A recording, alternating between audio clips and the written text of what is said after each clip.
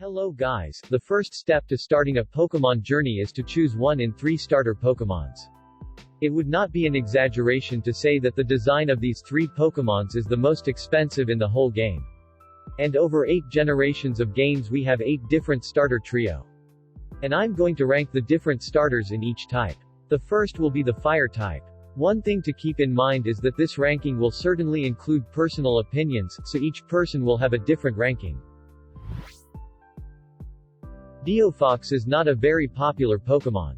Partly due to its design, partly due to the popularity of Greninja, a starter of the same generation. The design of Deofox isn't bad in my opinion, it's just fundamentally not useful enough in combat.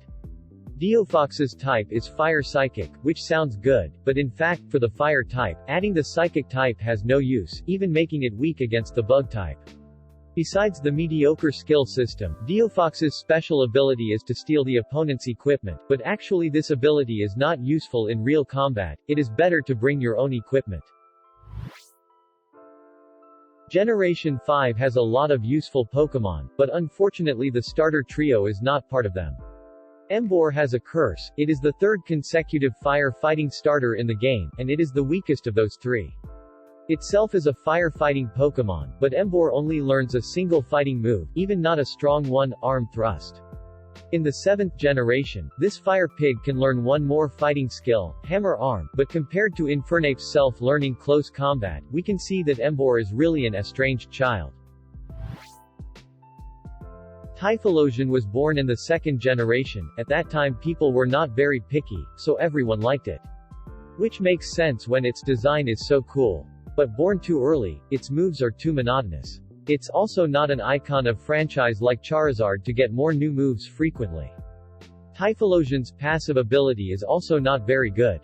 Flash Fire will give it immune to Fire-type moves and increase its attack power by 1.5 times when hit by Fire-type moves.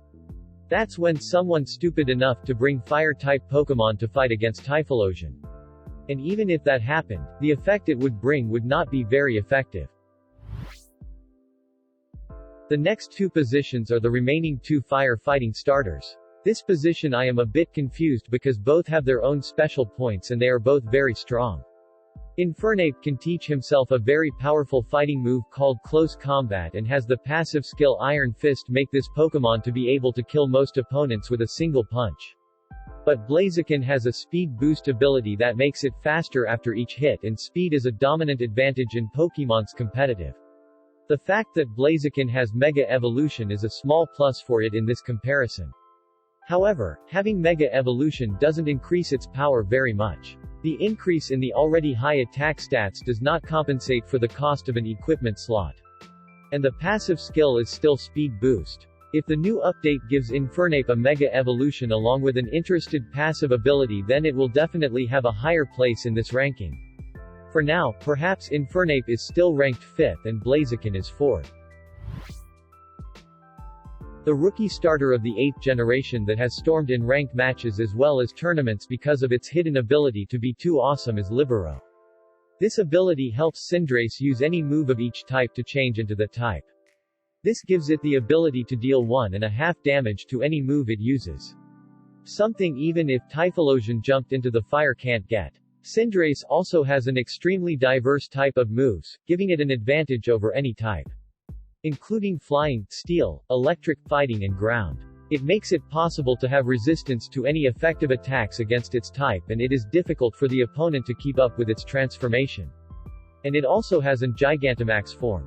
This is also a plus even though this form is nothing more special than the normal form. However, Cinderace is still only ranked 3rd in this chart because it has yet to have Mega Evolution. This is a matter of sooner or later. However, I don't think Cinderace's Mega form is as sweeping as Charizard's Mega form.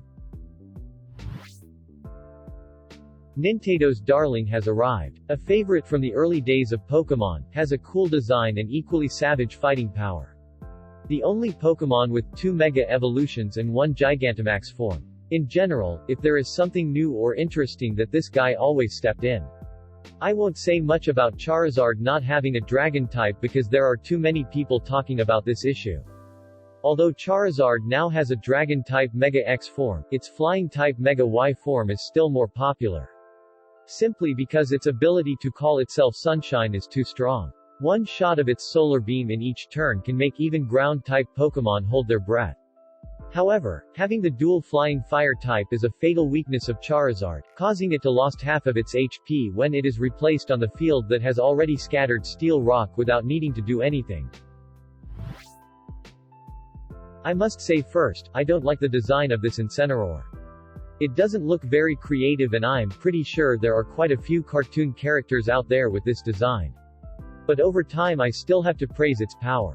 And in this case the power doesn't come from the muscles or how big or small it spits out fire. So what makes it so powerful? The first is its Shadow Fire type, which gives it immunity to the Psychic type, along with very annoying prankster supports.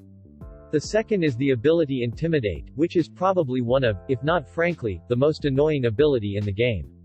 It reduces the ATK of all enemy Pokémon by 1 level as soon as they hit the field, causing them to take a setup move or retreat to the ball. And Incineroar's skill set has the same annoying with Fake Out, Snarl, Parting Shot, making your team look like a bunch of trash. And don't think that Incineroar only knows tricks, because its attack stats can't be underestimated. In fact, if you've been playing online for about a year, every team has an Incineroar in it. So I still have to put the Incineroar first in my ranking. And that's the ranking of fire starters in my opinion. You can agree or disagree, you can share your ideas in the comments below. And now I'm going to rank the grass and water. Bye guys.